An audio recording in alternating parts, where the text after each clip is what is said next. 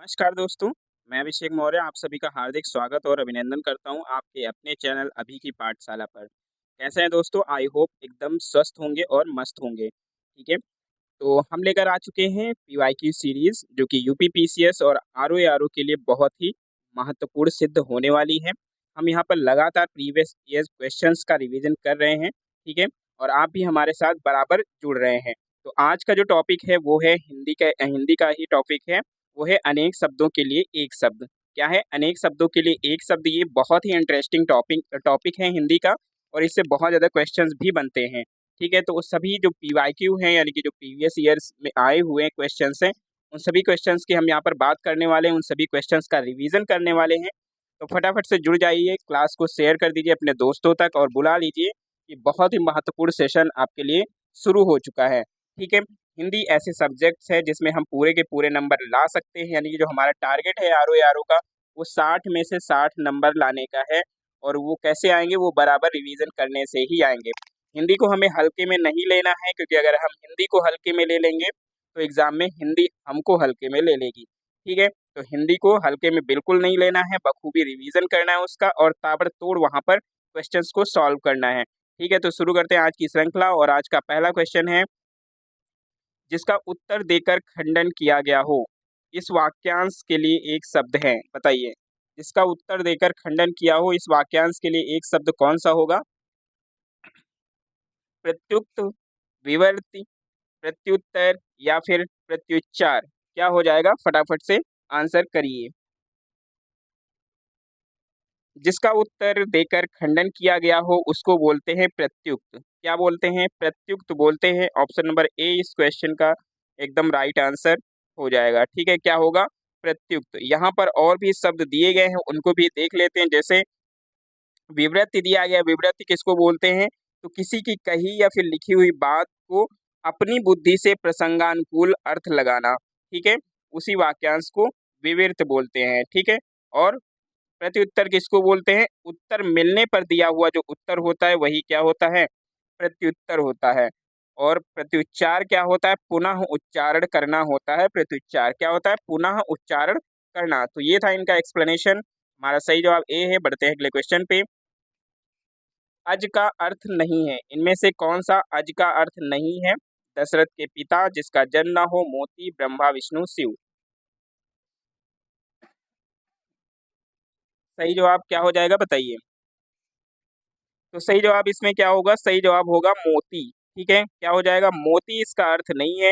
यानी अज का मतलब मोती नहीं होता है, बाकी सारी चीजें होती हैं। जिसका जन्म ना हो वो भी अज होता है। दशरथ के पिता का नाम भी अज था और ब्रह्मा, विष्णु, शिव को भी अज बोला जाता है। ठीक है, बढ़ते हैं अगले क्वेश्चन पे।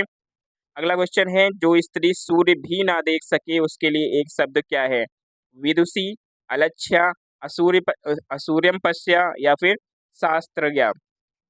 क्या हो जाएगा इसका सही जवाब? तो सही जवाब की बात करेंगे, जो स्त्री सूर्य भी ना देख सके उसके लिए जो शब्द है वो असूर्यम पश्या है। क्या है? असूर्यम पश्या पश्या उसे बोला जाता है। ऑप्शन नंबर सी इस क्वेश्चन का एकदम राइट आंसर हो जाएगा। बाकी अगर बात करें, जो स्त्री सूर्य भी ना देख सके, सूर्य को भी ना देख सके, ठीक है, असूर्य पश्या होता है। और पर्दे में रहने वाली जो स्त्री होती है उसके लिए भी ये शब्द प्रयुक्त होता है। ठीक है, क्योंकि अगर सूर्य कैसे नहीं देख पाएगी? पर्दे के कारण ही सूर्य के दर्शन नहीं कर पाएगी, इसलिए उसे असूर्यम पश्या भी कहते हैं, जो पर्दे में रहती है यानी कि पर्दे से बाहर नहीं देख पाती है। ठीक है, तो इसको भी याद रखिए। और यहाँ पर जो विदुषी दे रखा, विदुषी किसको बोलते हैं? जो किसी विषय की अच्छी जानकार हो या फिर किसी विषय को अच्छी तरह जानती हो, उसे क्या कहते हैं? विदुषी कहते हैं। शास्त्रज्ञ किसको बोलते हैं? जो स्त्री शास्त्र की ज्ञाता हो, जो स्त्री शास्त्र की ज्ञाता हो उसे क्या बोलते हैं? शास्त्रज्ञ बोलते हैं। ठीक है, बढ़ जाते हैं अगले क्वेश्चन पे। अगला क्वेश्चन है, इनमें से एक के लिए प्रयोज्य शब्द है असूर्य पश्या। ठीक है, बता दीजिए फटाफट। अभी हमने बताया, वह स्थान जहाँ सूर्य दिखाई ना दे, वह स्थान जहाँ सूर्य का प्रखर प्रकाश बड़ा कष्टकारी होता है, जिसको सूर्य भी ना देख सके, या फिर रनिवास में कड़े पर्दे में रहने वाली स्त्री। क्या होता है? बताइए। असूर्य पश्या किसको बोलते हैं? तो जो रनिवास में कड़े पर्दे में रहने वाली स्त्री होती है उसको बोलते हैं असूर्य पश्चात, ठीक है। तो ऑप्शन नंबर डी इसका एकदम राइट आंसर हो जाएगा। क्लियर है, बढ़ जाते हैं अगले क्वेश्चन पे। अगला क्वेश्चन है आज्ञा क्या अर्थ है। आज्ञा का अर्थ आपको बताना है, क्या हो जाएगा। जो कुछ भी नहीं जानता हो, जो सब कुछ जानता हो, या फिर जो बहुत थोड़ा जानता हो, या फिर जो जानता भी हो और नहीं भी जानता हो। बताइए सही जवाब क्या हो जाएगा। तो बात करें इस क्वेश्चन के सही जवाब की, तो सही जवाब क्या हो जाएगा। जो कुछ भी नहीं जानता हो, क्या हो जाएगा। जो कुछ भी नहीं जानता हो उसे कहते हैं आज्ञे, ठीक है। क्या कहते हैं, आज्ञे। और जो सब कुछ जानता हो उसे क्या कहते हैं, उसको सर्वज्ञ बोलते हैं। क्या बोलते हैं, सर्वज्ञ बोलते हैं उसको, ठीक है। तो इसका भी ध्यान रखिएगा। जो बहुत थोड़ा जानता हो उसे क्या कहते हैं, अल्पज्ञ कहते हैं। क्या बोलते हैं, अल्पज्ञ उसको बोलते हैं। क्लियर है, बढ़ते हैं अगले क्वेश्चन पे। अगला क्वेश्चन है वह कवि जो तत्काल कविता करे के लिए शब्द है। बताइए, ऐसा कवि जो तत्काल कविता करता है उसके लिए क्या बोला जाता है, सुकवि, रससिद्ध कवि, महाकवि या आशु कवि। बताइए क्या बोलते हैं उसको।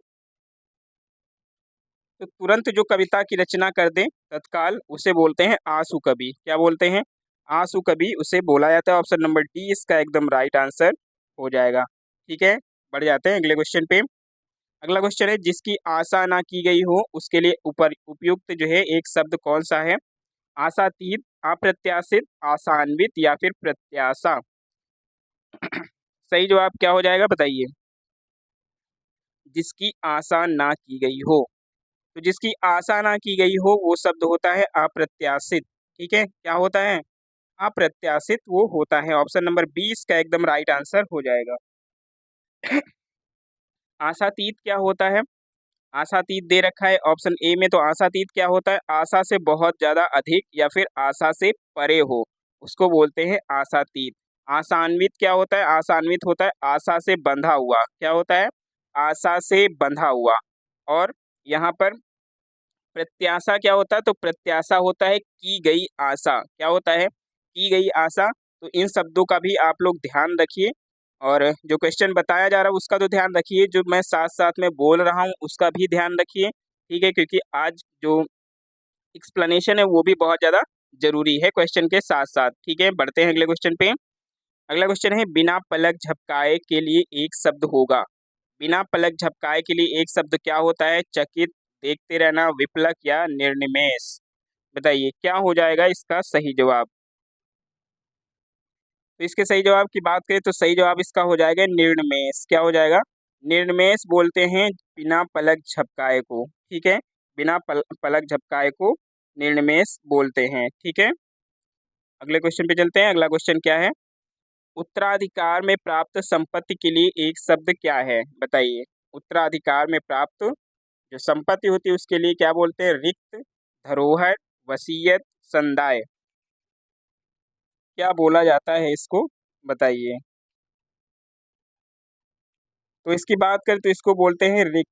क्या बोलते हैं, रिक्त बोला जाता है। ऑप्शन नंबर ए इसका एकदम राइट आंसर हो जाएगा। बहुत बार ये क्वेश्चन पूछा गया है, ठीक है। आप लोग स्क्रीन पे देख सकते हैं किन किन एग्जाम्स में आया है और कितनी बार आ चुका है ये, ठीक है। तो इन वर्ड्स पे बखूबी हमें ध्यान देना है। क्लियर है। धरोहर क्या होता है, तो धरोहर जो किसी के पास रखी हुई दूसरे की वस्तु होती है उसको धरोहर बोलते हैं, ठीक है। क्लियर है, बढ़ते हैं अगले क्वेश्चन पे। जो युद्ध में स्थिर है उसे क्या बोलते हैं। जो युद्ध में स्थिर है उसको क्या बोला जाता है, युद्ध स्थविर, युद्ध थिरक, युधिष्ठिर या फिर युद्ध स्थायी। क्या बोलते हैं उसको, फटाफट से जवाब दीजिए। जो युद्ध में स्थिर है, तो जो युद्ध में स्थिर रहता है उसको बोलते हैं युधिष्ठिर। क्या बोलते हैं, युधिष्ठिर बोला जाता है जो युद्ध में स्थिर रहता है। तो ऑप्शन नंबर सी इसका एकदम राइट आंसर हो जाएगा। क्लियर है, बढ़ते हैं अगले क्वेश्चन पे। और अगला क्वेश्चन क्या है, कम बोलने वाला। वाक्यांश के लिए एक शब्द लिखना है। कम बोलने वाला मितभाषी होता है, मृदुभाषी होता है, बहुभाषी होता है या अभाषी होता है। क्या होता है बताइए, कम बोलने वाला। तो कम बोलने वाले को बोलते हैं मितभाषी। क्या बोलते हैं, मितभाषी बोलते हैं। ऑप्शन नंबर ए इसका एकदम राइट आंसर हो जाएगा। बहुभाषी कौन होता है? जो कई भाषाओं को बोलता है, ठीक है, कई भाषाओं को बोलने वाला, वो होता है बहुभाषी। और मृदुभाषी मधुर भाषा बोलने वाला, यानी मीठा बोलने वाला मृदुभाषी होता है, ठीक है। और जो भाषा ही नहीं बोलता हो कोई, तो वो हो जाएगा आभासी, ठीक है। क्या हो जाएगा? आभासी हो जाएगा, जो भाषा ही ना बोलता हो। क्लियर है? बढ़ते हैं अगले क्वेश्चन पे। अगला क्वेश्चन, जो तौला जा सके उसके लिए एक शब्द क्या होगा? अपरिमेय, अनुमेय, परिमेय, विनिमय। बताइए क्या हो जाएगा? जो तौला या फिर मापा जा सके, ठीक है, दोनों के लिए एक ही वर्ड होता है, तौला जा सके या फिर मापा जा सके। तो वो क्या होता है? वो होता है परिमेय। क्या होता है? परिमेय होता है इसके लिए एक शब्द, जो तौला जा सके और मापा जा सके। और जो तौला और मापा ना जा सके वो क्या होता है? वो होता है अपरिमेय, ठीक है। क्या होता है? अपरिमेय होता है। और विनिमय क्या होता है? किसी वस्तु का विनिमय किया जाता है ना, तो किसी वस्तु की अदला बदली को क्या बोलते हैं? विनिमय बोलते हैं, किसी वस्तु की अदला बदली को। और अनुमेय क्या होता है? अनुमेय होता है जो अनुमान करने योग्य हो। क्या हो? जो अनुमान करने योग्य हो उसे बोलते हैं अनुमेय, ठीक है। तो ध्यान रहेगा। बढ़ जाते हैं अगले क्वेश्चन पे। अगला क्वेश्चन, जो ईश्वर में विश्वास रखता हो उसके लिए एक शब्द क्या है? आस्थावान, आस्तिक, विश्वासी या फिर आसुरी। सही जवाब क्या होगा? बताइए। तो बात करें यहाँ पर, जो ईश्वर में विश्वास रखता है उसे बोलते हैं आस्तिक। क्या बोलते हैं? आस्तिक बोलते हैं। और जो विश्वास नहीं रखता उसे नास्तिक बोलते हैं। आस्थावान क्या होता है? जो ईश्वर में आस्था रखता है या किसी के प्रति आस्था रखता है, वो होता है आस्थावान। और विश्वासी आप लोगों को पता ही है, जो विश्वास के लायक हो उसे क्या कहते हैं? विश्वासी कहते हैं। जो विश्वास के लायक हो उसे क्या कहते हैं? उसे विश्वासी कहते हैं। बढ़ जाते हैं अगले क्वेश्चन पे। और अगला क्वेश्चन है, सब कुछ जानने वाले के लिए एक शब्द क्या है? तो इसके बारे में भी अभी हमें पिछले ही क्वेश्चन में बताया। ज्ञानी होता है, महाज्ञानी होता है, सर्वज्ञ या फिर जानकार होता है। सही जवाब क्या हो जाएगा? बताइए। तो जो सब कुछ जानता है वो होता है सर्वज्ञ। क्या होता है? सर्वज्ञ वो होता है। और सर्वज्ञ के बाकी ये जो है वो पर्यायवाची दे रखे हैं। ज्ञानी हो गया, महाज्ञानी हो गया, ये सब क्या है? ये सभी इसके पर्यायवाची हैं, ठीक है। बढ़ते हैं अगले क्वेश्चन पे। अगला क्वेश्चन, जो किसी विषय का ज्ञाता हो उसके लिए एक शब्द क्या है? अभिज्ञ, चैतन्य, विशिष्ट या विशेषज्ञ। सही जवाब क्या हो जाएगा? बताइए। जो किसी विषय का ज्ञाता हो उसको बोलते हैं विशेषज्ञ। क्या बोलते हैं? विशेषज्ञ बोला जाता है उसको, जो किसी विषय का ज्ञाता हो। तो ऑप्शन नंबर डी इसका एकदम राइट आंसर हो जाएगा। अभिज्ञ क्या होता है? तो अभिज्ञ के बारे में हमने अभी पढ़ा, जानने वाला या फिर जानकार को बोलते हैं अभिज्ञ, ठीक है। अपने सहारे पर रहने वाले के लिए एक शब्द क्या है? अपने सहारे पर रहने वाले स्वावलंबी होते हैं, आत्मनिर्भरी होते हैं, बलिष्ठ होते हैं या फिर आत्मविश्वासी होते हैं। कौन होते हैं अपने सहारे पर रहने वाले? तो अपने सहारे पर रहने वाले के लिए जो एक शब्द है वो है स्वावलंबी। क्या होता है? स्वावलंबी होता है अपने सहारे पर रहने वाले। और अपने ऊपर जो निर्भर रहते हैं वो क्या होते हैं? वो होते हैं आत्मनिर्भर। क्या होते हैं? आत्मनिर्भर होते हैं। निर्भरी कोई वर्ड नहीं होता है, आत्मनिर्भर होते हैं, ठीक है, जो अपने ऊपर निर्भर रहते हैं। क्लियर है? और अधिक बलवान को बोलते हैं बलिष्ठ, ठीक है। क्या बोलते हैं? बलिष्ठ बोलते हैं। और खुद पे विश्वास करने वाला आत्मविश्वासी होता है, ठीक है। अगला क्वेश्चन, अप्रमेय किस वाक्यांश के लिए एक शब्द है? जो तौला या नापा ना जा सके, जो अवश्य होने वाला हो, जो प्रमाण से सिद्ध ना हो सके, या फिर जो समय पर संभव ना हो। तो अप्रमेय किसे बोलते हैं? अप्रमेय किसे बोलते हैं? तो अप्रमेय बोलते हैं जो तौला या मापा ना जा सके, ठीक है। जो तौला या मापा ना जा सके उसे अप्रमेय बोलते हैं। और जो प्रमाण से सिद्ध ना हो सके वो भी अप्रमेय होता है, ठीक है। तो दोनों ही इसके आंसर सही हो जाएंगे, यानी ए और सी इसका राइट आंसर हो जाएगा। जो प्रमाण से सिद्ध ना हो सके वो भी अप्रमेय, और जो तौला या मापा ना जा सके वो भी अप्रमेय, ठीक है। तो बोथ राइट इसके आंसर हो जाएंगे। और ये हम अपने मन से नहीं बता रहे हैं कि इसके दोनों ही आंसर होंगे, ये बता रहा है उत्तर प्रदेश लोक सेवा आयोग, ठीक है। तो उत्तर प्रदेश लोक सेवा आयोग के बिहाफ पर हम ये बोल रहे हैं कि इसके 2 आंसर हो जाएंगे। क्लियर है? तो जिस किसी के भी अगर हम 2 ऑप्शन बता रहे हैं तो वो लोक सेवा आयोग की तरफ से ही हम बता रहे हैं। ठीक है, उसी के संशोधित आंसर की में ऐसा दिया गया है। किसी पर विजय प्राप्त करने की इच्छा रखने वाले को क्या बोलते हैं? बताइए, किसी पर विजय प्राप्त करने की इच्छा रखने वाला क्या होता है? विजित होता है, विजेता होता है, जिगीषु होता है या फिर जिज्ञासु होता है? बताइए सही जवाब क्या हो जाएगा? सही जवाब क्या हो जाएगा? तो सही जवाब की बात करें हो जाएगा जिगीषु। क्या हो जाएगा? जिगीषु इसका सही जवाब हो जाएगा। किसी पर विजय प्राप्त करने की इच्छा होती है, जिगीषु। और जो जीत लिया गया है, ठीक है, जो जीत लिया गया हो वो होता है विजित। ठीक है, और जिसने विजय प्राप्त की हो, ठीक, वो होता है विजेता। क्या होता है? विजेता होता है जिसने विजय प्राप्त की हो। और जानने की इच्छा रखने वाला होता है जिज्ञासु। ठीक है, तो इन सभी वर्ड्स का भी ध्यान रखिएगा। कुछ खास शर्तों पर किसी कार्य को करने का समझौता के लिए एक शब्द क्या है? कर्मठता बोलते हैं, बेलदारी बोलते हैं, ठेकेदारी बोलते हैं या फिर संविदा बोलते हैं? बताइए, कुछ खास शर्तों पर अगर कोई कार्य कर रहा है, उसके लिए जो समझौता किया उसने, तो उसको क्या बोलते हैं? क्या बोलते हैं उसको? फटाफट से बता दीजिए। तो उसको बोलते हैं संविदा। क्या बोलते हैं? संविदा बोला जाता है। ऑप्शन नंबर डी इसका एकदम राइट आंसर हो जाएगा, संविदा। क्लियर है? बढ़ते हैं अगले क्वेश्चन पे। अगला क्वेश्चन है, राज्य द्वारा निकाला गया आधिकारिक आदेश क्या होता है? अधिनियम होता है, अध्यादेश होता है, अधियाचना निकाली जाती है या फिर अधिसूचना जारी की जाती है?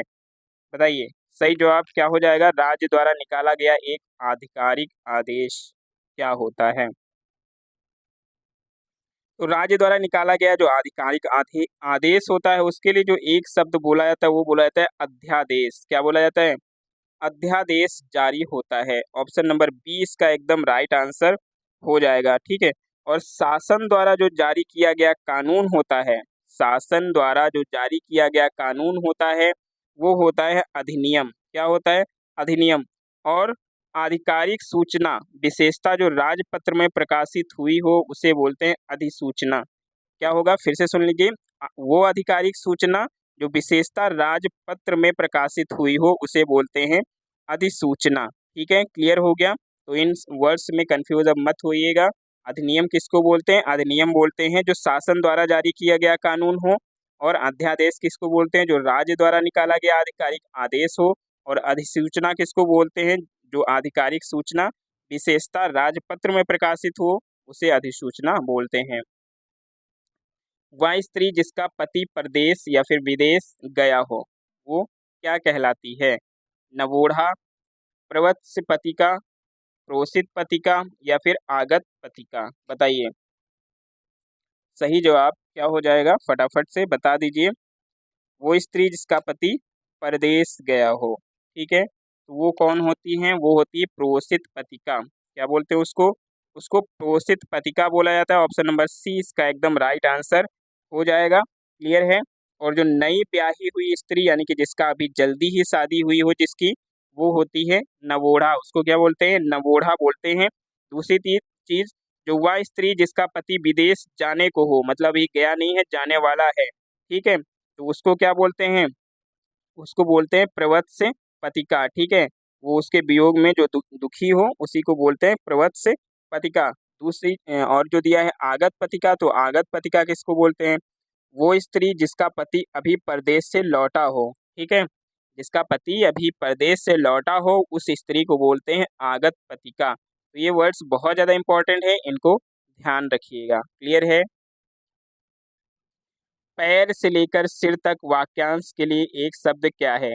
सिख नख, सिरों पर, पाद मस्तक, आपाद मस्तक? बताइए पैर से लेकर सिर तक के लिए एक शब्द क्या हो जाएगा? तो पैर से लेकर सिर तक के लिए जो एक शब्द है वो है आपाद मस्तक। क्या है? आपाद मस्तक हो जाएगा। ऑप्शन नंबर डी इस क्वेश्चन का एकदम राइट आंसर हो जाएगा। बाकी सारे इसके लिए गलत हैं। ठीक है, बढ़ जाते हैं अगले क्वेश्चन पे। अनुचित बात के लिए आग्रह करने वाला। बताइए अनुचित बात के लिए जो आग्रह करता है उसके लिए एक शब्द क्या होता है, दुराग्रह होता है, अनाग्रही होता है, दुराग्रही होता है या फिर कुआग्रही होता है। क्या बोलते हैं उसको, फटाफट से बता दीजिए।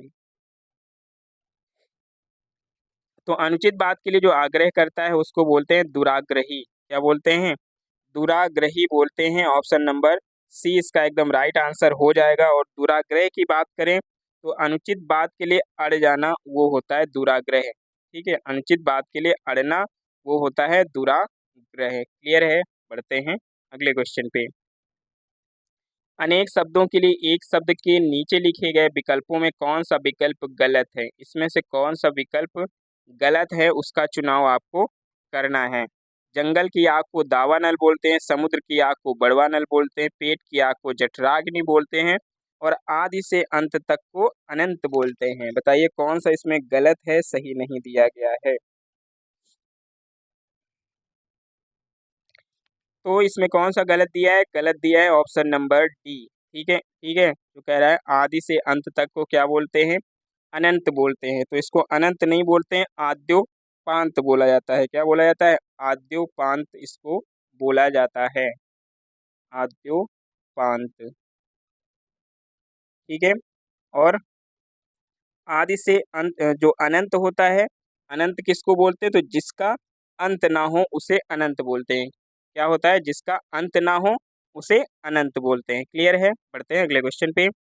अपनी विवाहिता स्त्री से उत्पन्न पुत्र को क्या बोलते हैं, जरायुज, जारज, दत्तक या फिर औरस बोला जाता है।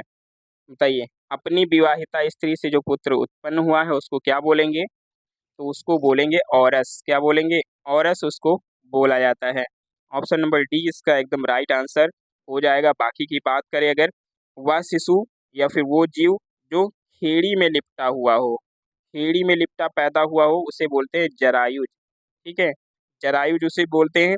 और विवाहेतर संबंध से इतर संतान यानी कि जिसको नाजायज संतान भी बोलते हैं वो होता है जारज, उसको बोलते हैं। क्या बोलता है, बोलते हैं जारज उसको बोलते हैं।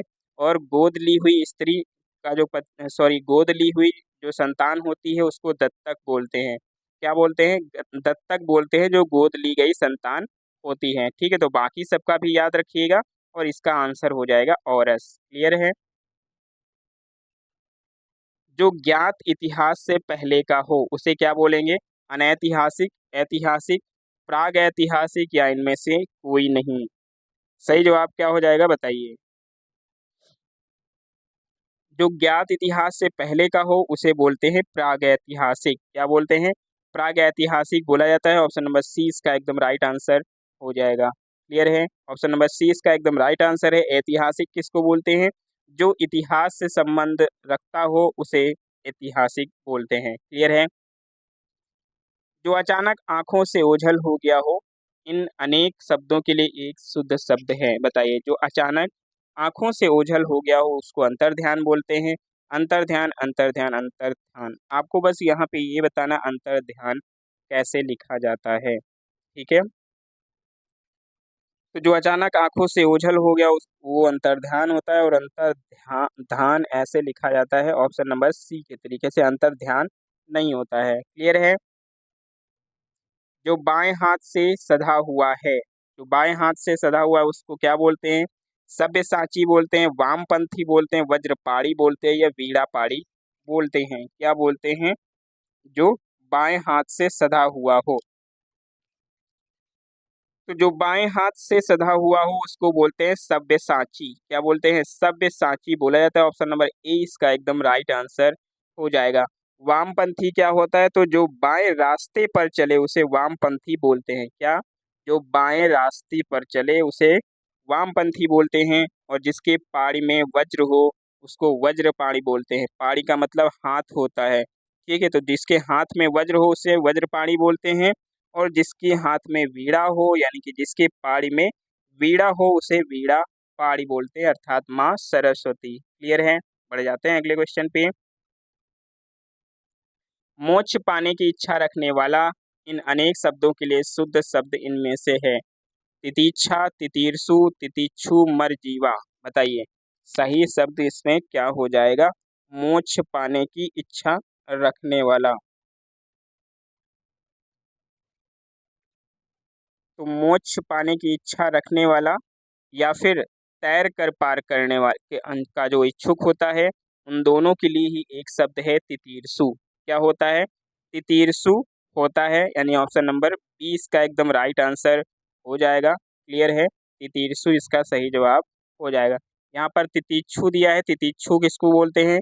तो सर्दी, गर्मी, दुख आदि सहन करने की जो शक्ति होती है, उसके लिए एक शब्द होता है क्या? तितीक्षा, सॉरी तितीक्षु नहीं, तितीक्षा। जो हमने बताया कि सर्दी, गर्मी और दुख जो सहन करने की शक्ति होती है, उसको क्या बोलते हैं? तितीक्षा बोलते हैं। और जो सहनशील होता है, सहनशील वाले के लिए तितीक्षु बोला जाता है। मरजीवा क्या होता है? मरजीवा बोलते हैं मरना जीना के लिए।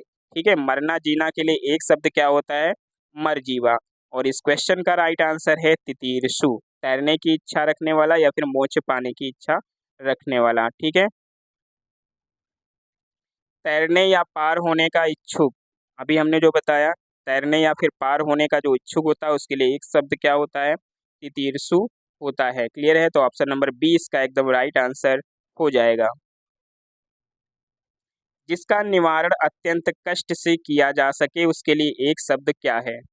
अनिवार्य, निर्निवार, दुर्निवार, कुनिवार। बताइए, जिसका निवारण अत्यंत कष्ट से किया जा सके, उसको क्या बोला जाता है? तो उसको बोला जाता है दुर्निवार। क्या बोला जाता है? दुर्निवार बोला जाता है। तो ऑप्शन नंबर सी इसका एकदम राइट आंसर हो जाएगा। ठीक है, अगला क्वेश्चन, कान के नीचे लटकता हुआ कोमल जो भाग होता है, उसको क्या बोलते हैं? उसको कर्णफूल बोला जाता है, कर्णाभरण बोला जाता है, कर्णपाली बोलते हैं, या फिर केवल कर्ण बोलते हैं? क्या बोलते हैं जो कान के नीचे कोमल भाग लटकता हुआ होता है? तो उसको बोला जाता है कर्णपाली। क्या बोला जाता है? कर्णपाली उसको बोला जाता है। ऑप्शन नंबर सी इसका एकदम राइट आंसर हो जाएगा। कर्णफूल क्या होता है? तो कान में पहनने वाला एक आभूषण होता है कर्णफूल। क्लियर है? बढ़ जाते हैं अगले क्वेश्चन पे। जो पान करने योग्य नहीं है, जो पान करने योग्य नहीं है, उसको क्या बोलेंगे? अपथ्य बोलेंगे, अभक्ष्य बोलेंगे, आगम्य बोलेंगे, या अपेय बोलेंगे? बताइए, जो पान करने योग्य नहीं है, उसको क्या बोलेंगे? तो जो पान करने योग्य नहीं है, उसको बोला जाता है अपेय। ठीक है, क्या बोला जाता है? अपेय बोला जाता है। ऑप्शन नंबर डी इसका एकदम राइट आंसर हो जाएगा। क्लियर है? और जो भक्षण करने योग्य ना हो, उसको बोलते हैं अभक्ष्य। ठीक है, जो भक्षण करने योग्य ना हो, उसको बोलते हैं अभक्ष्य। और जो बुरा या फिर अहितकर हो, वो होता है अपथ्य। यानी जो बुरा हो या फिर अहितकर हो, वो होता है अपच्य। क्लियर है? बढ़ते हैं अगले क्वेश्चन पे। अगला क्वेश्चन है, बहुत अधिक बोलने वाला व्यक्ति क्या होता है? बहुत अधिक बोलने वाला व्यक्ति क्या होता है? वो होता है वाचाल। क्या होता है? वाचाल होता है। ठीक है, ऑप्शन नंबर डी इसका एकदम राइट आंसर हो जाएगा, वाचाल। क्लियर है? जो भेदा या तोड़ा ना जा सके, उसके लिए वाक्यांश के लिए एक शब्द क्या होगा? जो भेदा या तोड़ा ना जा सके, अभेद, दुर्भेद, संवेद, नैवेद। बताइए, सही जवाब क्या हो जाएगा? तो जो भेदा या तोड़ा ना जा सके, उसको बोलते हैं अभेद। क्या बोलते हैं? अभेद बोला जाता है। ठीक है, ऑप्शन नंबर ए इसका राइट आंसर हो जाएगा। बाकी के ऑप्शंस देख लेते हैं। जैसे दुर्भेद दिया है, तो दुर्भेद किसको बोलते हैं? जो कठिनाई से भेदा जा सके, जो कठिनाई से भेदा जा सके, वो होता है दुर्भेद। ठीक है, और अनुभव करने योग्य जो होता है, उसको बोलते हैं संवेद बोलते हैं। इसको, जो अनुभव करने योग्य हो, उसको संवेद बोलते हैं। और भोग को क्या बोलते हैं? नैवेद्य बोलते हैं। ठीक है, भोग को क्या बोला जाता है? नैवेद्य बोला जाता है। क्लियर हो गया? बढ़ते हैं अगले क्वेश्चन पे। जो एक जगह से दूसरी जगह ना ले जाया जा सके, उसको क्या बोलते हैं? सदावर्त, स्थावर, स्थानीय, या फिर सार्थक? बताइए, जो एक जगह से दूसरी जगह पर ना ले जाया जा सके, उसको क्या बोलेंगे? तो उसको बोलेंगे स्थावर। क्या बोलेंगे? स्थावर बोलेंगे, यानी कि एक ही जगह पर रुका रहे, स्थिर रहे। ठीक है, तो ऑप्शन नंबर बी इस क्वेश्चन का एकदम राइट आंसर हो जाएगा। क्लियर है? बढ़ते हैं अगले क्वेश्चन पे।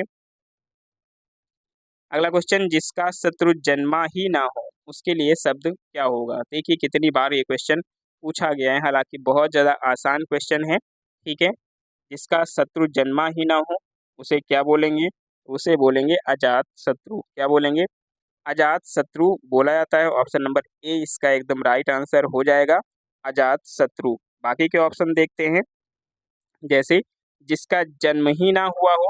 ठीक है, क्या चीज, जिसका जन्म ही ना हुआ हो उसको बोलते हैं अजन्मा। क्या बोलते हैं उसको, अजन्मा उसको बोलते हैं। और जिस पर आक्रमण हो उसको क्या बोलते हैं, उसको बोलते हैं आक्रांत। ठीक है, जिस पर आक्रमण हो उसको बोलते हैं आक्रांत, और जो आक्रमण करे उसको बोलते हैं आक्रांता। ठीक है, और जिसे जीता ना जा सके वो होता है अजेय। ठीक है, जिसे जीता ना जा सके वो होता है अजेय। तो इस क्वेश्चन का राइट आंसर है ऑप्शन नंबर सी, और बाकी के ऑप्शंस के बारे में भी हमने बता दिया। जिसे जीता ना जा सके अभी हमने बोला क्या होता है वो होता है अजेय। ठीक है, और जिसे पराजित ना किया जा सके वो क्या होता है, अपराजेय होता है। ठीक है, तो बात दोनों एक ही है, बस शब्दों का फर्क है। जिसे जीता ना जा सके वो अजेय, और जिसे जो जीत ना सके वो अपराजय, मतलब जिसको पराजित ना कर सके वो अपराजय। क्लियर है। अपना मंतव्य साधने वाला, बताइए अपना मंतव्य साधने वाले को क्या बोलते हैं। अपना मंतव्य जो साधता है उसको क्या बोलते हैं, उसको बोलते हैं स्वार्थी। क्या बोलते हैं, स्वार्थी बोलते हैं। ऑप्शन नंबर सी इसका एकदम राइट आंसर हो जाएगा, स्वार्थी इसका सही जवाब हो जाएगा। बढ़ जाते हैं अगले क्वेश्चन पे। अगला क्वेश्चन है, वाक्यांशों और उनके लिए प्रयुक्त शब्दों के निम्नलिखित युग्म में से सही युग्म का चयन करना है। सही बताना है आपको कौन सा है, जो स्त्री अभिनय करे अभिनेता, जो व्याकरण जानता हो वो व्याकरणिक, आंखों से परे प्रत्यक्ष, लौट कर आया हुआ प्रत्यागत। बताइए सही जवाब क्या हो जाएगा, सही जवाब क्या होगा बताइए।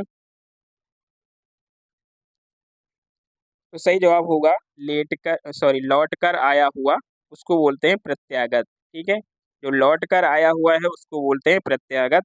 बाकी सारे गलत दे रखे हैं। जो व्याकरण जानता हो उसको व्याकरणिक नहीं बोलते हैं, उसको बोलते हैं वैयाकरण बोलते हैं। क्या बोलते हैं, वैयाकरण बोलते हैं। ठीक है, तो ये भी गलत है, इसको वैयाकरण बोलते हैं। अपरिणीत शब्द का निम्नलिखित में से किस वाक्यांश के लिए प्रयुक्त होता है। अपरिणीत, जिसका परिणाम ना निकलता हो, जिसका विवाह ना हुआ हो, जिसका विवाह हो चुका हो, जो देखने में प्रीतिकर ना हो। बताइए कौन होता है अपरिणीत। ठीक है, अपरिणीत कौन है, तो अपरिणीत का मतलब होता है जिसका विवाह ना हुआ हो। ठीक है, जिसका विवाह ना हुआ हो वो सब क्या है, अपरिणीत हैं। जैसे हम लोग क्या है इस समय अपरिणीत हैं, हम लोग में से कुछ लोग। ठीक है, वो क्या है, अपरिणीत हैं। तो ऑप्शन नंबर बी इसका क्या होगा, सही जवाब हो जाएगा। निम्नलिखित में से किस वाक्यांश के लिए एक शब्द दुर्निवार प्रयुक्त होता है। तो दुर्निवार किसके लिए प्रयुक्त होता है, जिसे दूर करना कठिन हो, जिस पर वार करना कठिन हो, जिसे देख पाना कठिन हो, या जिसे जीत पाना कठिन हो, इसे बोलते हैं दुर्निवार।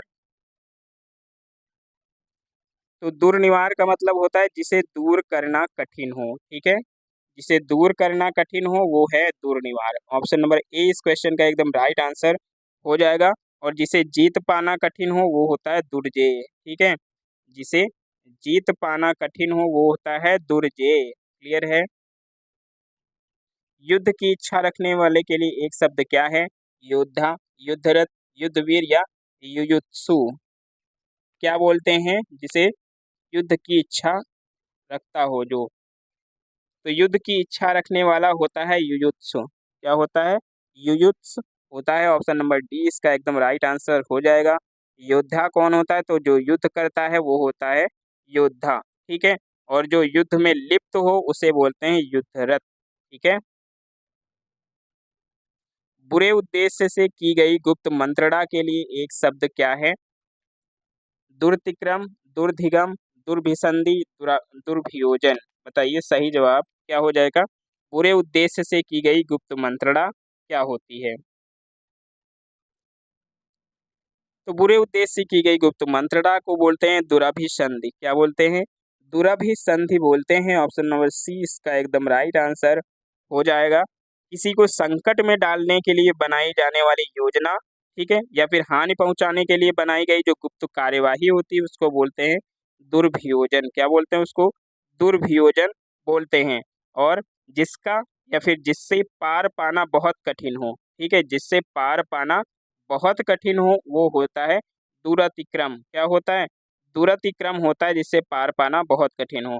और जिसके पार पहुंचना कठिन हो, जिसके पार पहुंचना कठिन हो वो होता है दुराधिगम। क्या होता है? दुराधिगम होता है। वह कन्या जिसके साथ विवाह का वचन दिया गया है के लिए एक शब्द क्या है? वो ऐसी कन्या जिसके साथ विवाह का वचन दे दिया गया है वो वागदत्ता होती है, वागदान होती है, वागबद्ध होती है, या वाग्वितग्ध होती है? बताइए। तो ऐसी कन्या जिसके साथ विवाह का वचन दे दिया गया है वो कन्या होती वागदत्ता। क्या होती है? उस कन्या को क्या बोलते हैं? वागदत्ता बोलते हैं। ऑप्शन नंबर ए इसका क्वेश्चन का एकदम राइट आंसर हो जाएगा, वागदत्ता। क्लियर है? और कन्या का विवाह कर देने का वचन देने की जो रस्म होती है, कन्या का विवाह कर देने की जो वचन कर होता है या रस्म होती है उसको बोलते हैं वागदान। ठीक है, क्या बोलते हैं? वागदान बोलते हैं उसको। क्लियर है? और बाकी अगर जैसे वाग वितग्ध दे रखा है तो वाग वितग्ध किसको बोलते हैं? तो वाग वितग्ध का मतलब होता है मौन, ठीक है, या फिर वचनबद्ध। ठीक है, तो जाते हैं अगले क्वेश्चन पे। मदिरा पीने का प्याला, मदिरा पीने का प्याला का क्या होता है? चश्म, चषक, चस्क, चषक। बताइए क्या होता है जिसमें मदिरा पी जाती है, उस प्याले को क्या बोलते हैं?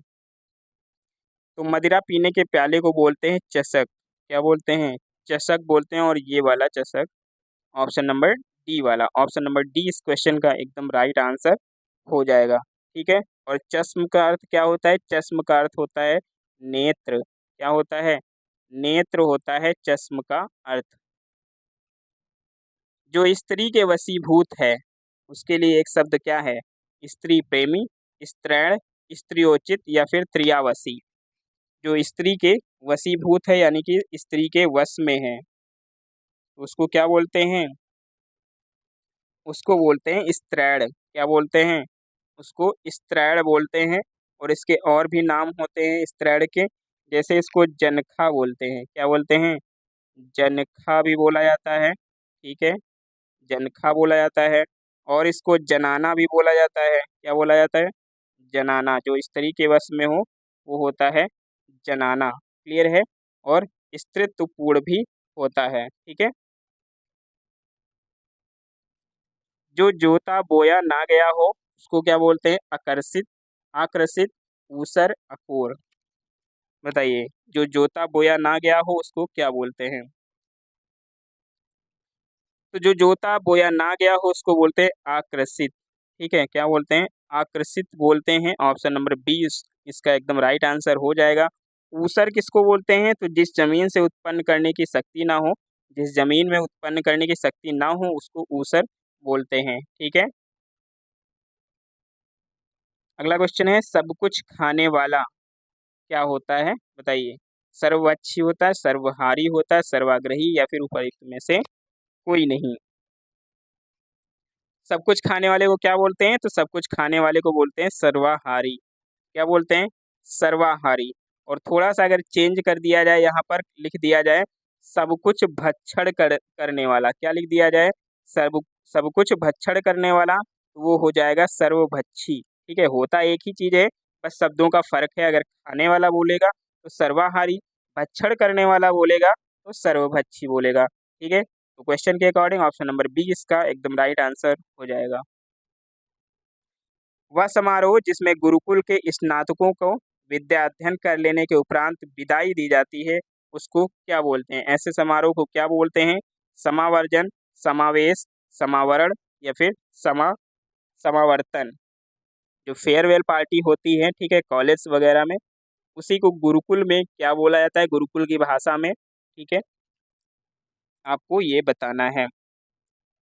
तो उसको समावर्तन बोला जाता है। क्या बोला जाता है? समावर्तन बोला जाता है, जो हम लोग फेयरवेल जिसको बोलते हैं, ठीक है, उसको समावर्तन बोला जाता है। तो आज से ध्यान रखिएगा, ठीक है। कॉलेज में क्या है आज? समावर्तन है। क्या है? समावर्तन है। क्लियर है? बढ़ते हैं अगले क्वेश्चन पे। प्रतिपदा का उपयुक्त अर्थ है। प्रतिपदा का उपयुक्त अर्थ क्या होता है? एकादशी, पूर्णिमा, विरोधिनी, पक्ष की पहली तिथि। तो किसको बोलते हैं प्रतिपदा? तो प्रतिपदा होता है पक्ष की जो पहली तिथि होती है, उसी को प्रतिपदा बोलते हैं, ठीक है। ऑप्शन नंबर डी इस क्वेश्चन का राइट आंसर हो जाएगा। और किसी पक्ष की, जैसे महीने की जो लास्ट जो पक्ष होता है, सॉरी लास्ट नहीं, 11वीं जो तिथि होती है उसको क्या बोलते हैं? एकादशी बोलते हैं। 11वीं तिथि को क्या बोलते हैं? एकादशी बोलते हैं। और मास की जो 30वीं तिथि होती है, या फिर कह लीजिए शुक्ल पक्ष की जो 15वीं तिथि होती है, उसको पूर्णिमा बोला जाता है। जिसके पेट में माँ ने रस्सी या फिर जिसको दाम बोलते हैं बांधी हो, उसे क्या कहते हैं? दामाद कहते हैं। दामाद इतर कहते हैं, दाम कहते हैं, या दामोदर कहते हैं? बताइए क्या कहते हैं? जिसके पेट में माँ ने रस्सी बांधी हो, तो इसको बोलते हैं दामोदर, ठीक है, दामोदर बोलते हैं। ऑप्शन नंबर डी इसका एकदम राइट आंसर हो जाएगा। क्लियर है? पीछे पीछे चलने वाला वाक्यांश के लिए एक शब्द क्या है आपको बताना है।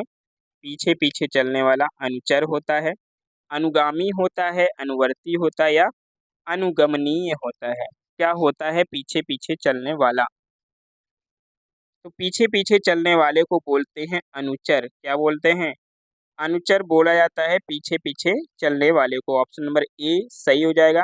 इसके अलावा अनुगामी को भी बोला जाता है पीछे पीछे चलने वाला, ठीक है।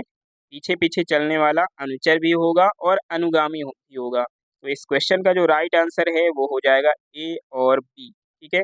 ए और बी इसका एकदम राइट आंसर है लोक सेवा आयोग की तरफ से, ठीक है। थोड़ा नपा तुला भोजन करने वाला कौन होता है? क्या बोलते हैं उसको? मितव्ययी बोलते हैं, मितव्यय बोलते हैं, मिताहारी बोलते हैं, या मितहारिन बोलते हैं? जो थोड़ा नपा तुला भोजन करता है उसको क्या बोलते हैं? तो उसको बोलते हैं मिताहारी। क्या बोलते हैं? मिताहारी बोलते हैं। ऑप्शन नंबर सी इसका एकदम राइट आंसर हो जाएगा, मिताहारी। मितव्ययी कौन होता है? तो जो नपा तुला खर्च करे या फिर बहुत कम खर्च करे, वो होता है मितव्ययी। क्लियर है? बढ़ते हैं अगले क्वेश्चन पे। अगला क्वेश्चन, गुरु के समीप रहकर अध्ययन करने वाला के लिए एक शब्द क्या है?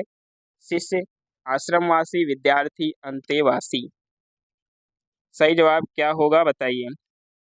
तो गुरु के समीप रहकर जो अध्ययन करता है उसको बोलते हैं अंतेवासी, ठीक है। क्या बोलते हैं? अंतेवासी बोला जाता है। ऑप्शन नंबर डी इस क्वेश्चन का एकदम राइट आंसर होगा। और जो आश्रम में निवास करता है उसको आश्रमवासी बोलते हैं। जो आश्रम में निवास करता है उसको आश्रमवासी बोलते हैं। और जो विद्या का अर्जन करता है उसको विद्यार्थी बोलते हैं, ठीक है। जिसके हृदय पर आघात हुआ हो, ठीक है, जिसके हृदय पर आघात हुआ हो वो कौन होगा? मर्माहित होगा, मर्माहत होगा, मर्माहुत होगा, या मर्माहूत होगा? बताइए सही जवाब क्या हो जाएगा। सही जवाब क्या हो जाएगा? तो जिसके हृदय पर आघात हुआ हो उसको बोलते हैं मर्माहत। क्या बोलते हैं? मर्माहत बोलते हैं। ऑप्शन नंबर बी इस क्वेश्चन का एकदम राइट आंसर हो जाएगा। क्लियर है? बढ़ जाते हैं अगले क्वेश्चन पे। और अगला क्वेश्चन, जिसे किसी वस्तु की स्पृहा ना हो उसके लिए उपयुक्त शब्द क्या होगा? निस्पृहा, निस्पृह, निस्पृह, या निस्पृहहीन? बताइए सही जवाब क्या होगा। सही जवाब क्या होगा बताइए। तो इसके सही जवाब की बात करें, जिसे किसी वस्तु की स्पृहा ना हो उसको बोलते हैं निःस्पृह। क्या बोलते हैं? निःस्पृह बोलते हैं। ऑप्शन नंबर बी इस क्वेश्चन का राइट है। इसके अलावा निष्प्रह को भी आयोग ने सही माना है। तो पहली प्रायोरिटी हम देंगे ऑप्शन नंबर बी को, और दूसरा निष्प्रह हो जाएगा, ठीक है। क्योंकि जो पहली आंसर की आई थी उसमें निष्प्रह था, और जो संशोधित आंसर की आई थी उसमें बी और सी फिर दोनों कर दिया गया आंसर, ठीक है। तो दोनों आंसर यहाँ पर सही माने जाएंगे। महल के भीतरी भाग को किस शब्द में जानते हैं? गर्भगृह बोलते हैं, भीतरी तल बोलते हैं, अंतःपुर बोलते हैं या फिर रनिवास बोला जाता है? महल के भीतरी भाग को क्या बोला जाता है? तो महल के भीतरी भाग को बोला जाता है अंतःपुर। क्या बोला जाता है? अंतःपुर बोला जाता है। ऑप्शन नंबर सी इसका एकदम राइट आंसर हो जाएगा। ठीक है, पढ़ते हैं अगले क्वेश्चन पे। अगला क्वेश्चन, जो छीड़ ना हो सके उसके लिए उपयुक्त शब्द क्या है? अमिट, अपार, अक्षय, अनंत। सही जवाब क्या होगा बताइए? जो छीड़ ना हो सके, तो जो छीड़ ना हो सके उसको बोलेंगे अक्षय। क्या बोलेंगे? अक्षय बोला जाता है जो छीड़ ना हो सके। ऑप्शन नंबर सी इस क्वेश्चन का एकदम राइट आंसर हो जाएगा। ऑप्शन नंबर सी एकदम सही है। ठीक है, इसके अलावा जिसका अंत ना हो उसे अनंत कहते हैं। ठीक है, और जो मिट ना सके उसे अमिट कहते हैं। ठीक है, तो अगला क्वेश्चन क्या है? अगला क्वेश्चन है, जिसके सिर पर चंद्र हो उसके लिए उपयुक्त शब्द क्या होता है? चंद्रशिखर, चंद्रशेखर, चक्रधर, चंद्रग्रहण। सही जवाब क्या होगा बताइए? जिसके सिर पर चंद्र हो उसको बोलते हैं चंद्रशेखर। क्या बोला जाता है? चंद्रशेखर बोला जाता है। ऑप्शन नंबर 20 का एकदम राइट आंसर हो जाएगा। चंद्रशिखर मत करिएगा। ठीक है, चंद्रशिखर इसका आंसर नहीं होगा। क्लियर है, तो इसको मत करिएगा। क्लियर है। अगला क्वेश्चन, जिसका जन्म छोटी जाति यानी कि निचले वर्ग में हुआ हो उसके लिए कौन सा शब्द यहाँ पर यूज किया जाता है? ये आपका होमवर्क क्वेश्चन रहेगा। ठीक है, ये आपका होमवर्क क्वेश्चन रहेगा और इसे आप लोग ऑफलाइन कमेंट बॉक्स में करेंगे। ठीक है, तो ये था आज का सेशन। सेशन कैसा लगा जरूर बताइएगा। अनेक शब्दों के लिए एक शब्द का ये पहला पार्ट है। ठीक है, इसके अलावा सेकेंड पार्ट इसका मंडे को आएगा। संडे को ये वाली क्लास बंद रहती हो और संडे को रात के 8 बजे हम फुल लेंथ प्रैक्टिस सेट करते हैं, यानी कि जीके जीएस का पूरा या फिर हिंदी का पूरा कोई एक हम लेकर आएंगे, या तो जीके जीएस। आप लोग कमेंट बॉक्स में भी बता सकते हैं कि कल जो रात के 8 बजे जो सेशन लेते हैं हम प्रैक्टिस सेट करते हैं, वो हिंदी का प्रैक्टिस सेट करना चाहते हैं आप लोग फुल हिंदी 60 यानी कि 60 क्वेश्चंस का करना चाहते हैं, या फिर वही पुराना जो हम कराते हैं 140 क्वेश्चंस किसके? जीके जीएस के, वो करना चाहते हैं। तो एक बार आप लोग भी कमेंट बॉक्स में हमें सजेस्ट कर सकते हैं। अदरवाइज हम अपने मन से जो भी लाएंगे वो रात के 8 बजे होगा। बाकी क्लासेस बंद रहेंगी कल। ठीक है, रात के 8 बजे क्लास चलेगी। और इसका जो दूसरा पार्ट है यानी कि जो अनेक शब्दों के लिए एक शब्द का जो अगला पार्ट है वो हम मंडे को लेकर आएंगे। ठीक है, तो खुश रहिए और ऐसे ही पढ़ाई करते रहिए। ठीक है, हम मिलते हैं नेक्स्ट वीडियो में, तब तक के लिए जय हिंद।